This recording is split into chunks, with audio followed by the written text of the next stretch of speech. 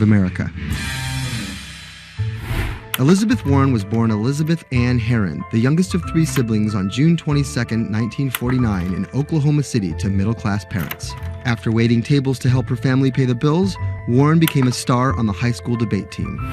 She landed a scholarship to George Washington University at the age of 16, but 2 years later dropped out to marry her high school sweetheart, Jim Warren. By 1980, Warren was a mother of two, divorced and remarried, had earned a bachelor's degree from the University of Houston, a juris degree from Rutgers, and practicing law in New Jersey. Warren then went on to become an influential law professor, teaching, lecturing, and publishing highly cited work on bankruptcy and commercial law at 7 universities around the country, eventually settling at Harvard Law School. But Warren wasn't always a liberal lion. Elizabeth Warren used to be a Republican, actually. That's Stephen Dennis. I'm a Senate reporter for Bloomberg. Around the time that Elizabeth Warren switched parties, she became a fierce opponent of a Republican drive to make it much harder to file for bankruptcy. She fought that for a decade. It ended up passing anyways. While her efforts ultimately failed, her warning calls were heard in 2008.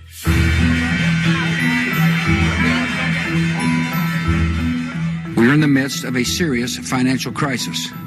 Our entire economy is in danger. And without action by Congress, America could slip into a financial panic, and a distressing scenario would unfold.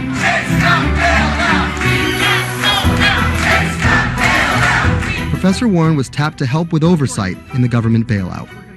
She would excoriate bankers and their bonuses and their practices. Why should the U.S. taxpayer alone carry Citi? She proposed a series of tough regulations, which became the basis for much of the Dodd-Frank financial law that we have today. That sort of catapulted her to national stardom, particularly among the progressive left.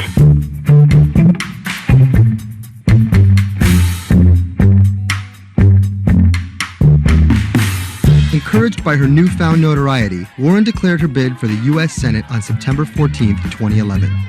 During the race, her opponent Scott Brown tried to derail Warren by accusing her of falsely claiming Native American heritage, a controversy that earned her the nickname Pocahontas. Nevertheless, she was victorious and won the Senate seat by a comfortable margin. She used her new tenure to challenge everyone, from banking regulators and Treasury officials to members of Wall Street and Congress. I'm really concerned that too big to fail has become too big for trial. We need tough new laws to hold corporate executives personally accountable. No one should be above the law. She called for Wells Fargo CEO John Stump to resign for fraud, introduced the Bank on Student Loans Fairness Act, and reintroduced the 21st Century Glass-Steagall Act. In 2016, after staying silent during the Democratic primary battle, Warren finally endorsed Hillary Clinton and had some harsh words for candidate Trump.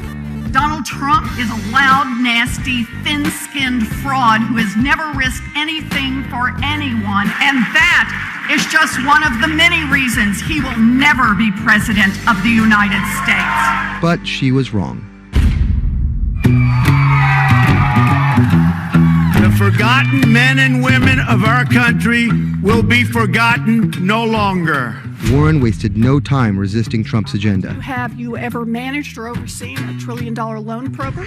I have not. How about a $1 billion loan program? I have not. Okay. In the Donald Trump era, Elizabeth Warren has been playing defense and trying to prevent Donald Trump and his cabinet appointees from rolling back protections that she helped enact.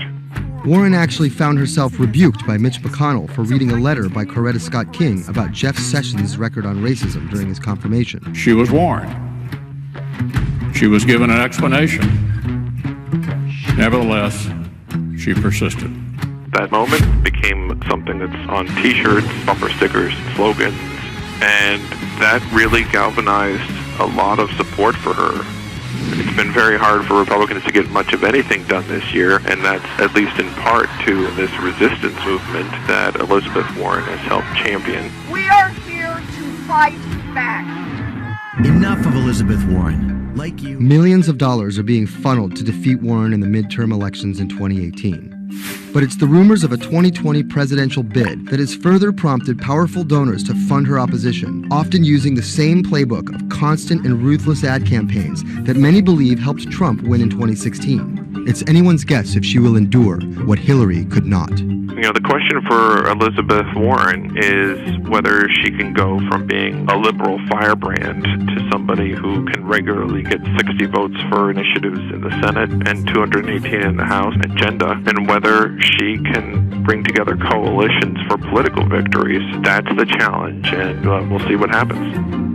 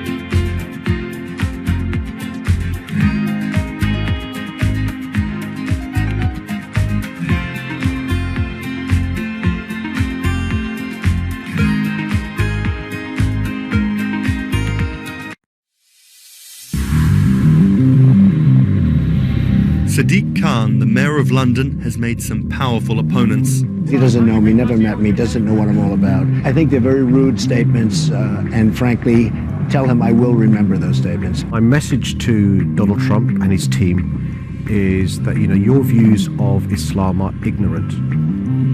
He's the first Muslim mayor of a major Western capital and proud of it.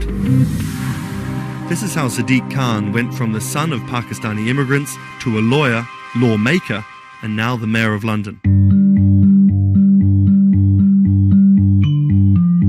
Khan's parents emigrated from Pakistan. His father was a bus driver, his mother a stay-at-home seamstress. The 10-strong Khan family squeezed into a 3-bedroom flat in South London. He wanted to be a dentist, but TV in the 1980s convinced him otherwise. Objection! LA law with its swagger and ill-fitting suits caught Khan's eye.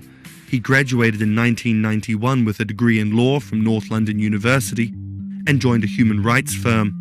Khan worked a number of high-profile cases, often clashing with London's Metropolitan Police Force. But he had bigger political ambitions.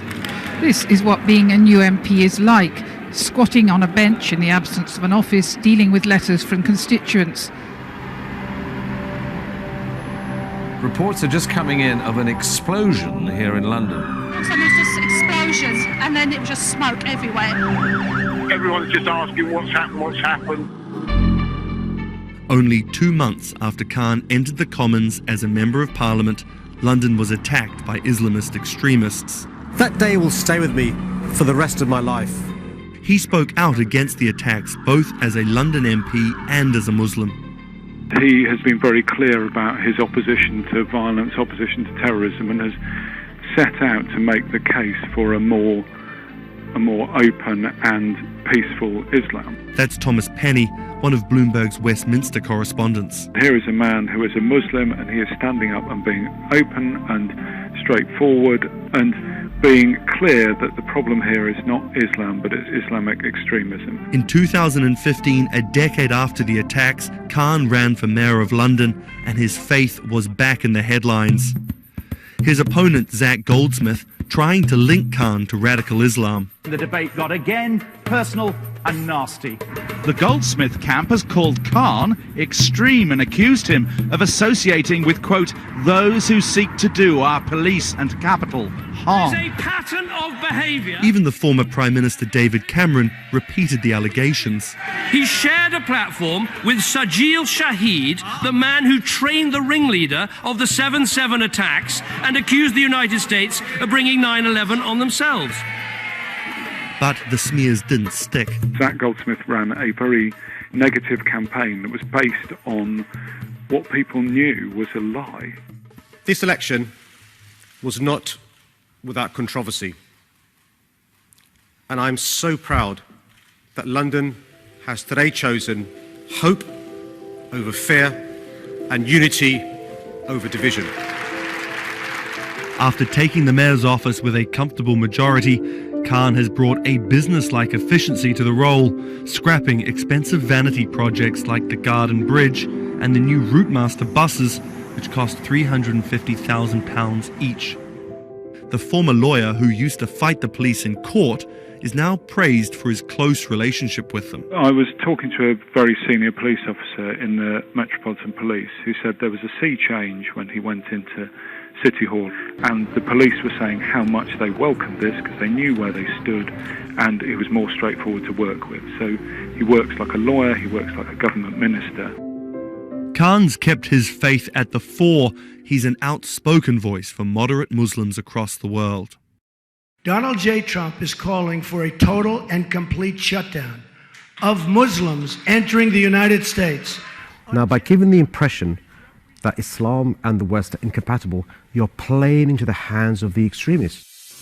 The ongoing spat between Khan and US President Donald Trump escalated when Trump went after Khan, misquoting him on Twitter just hours after the terrorist attacks of June 3rd, 2017.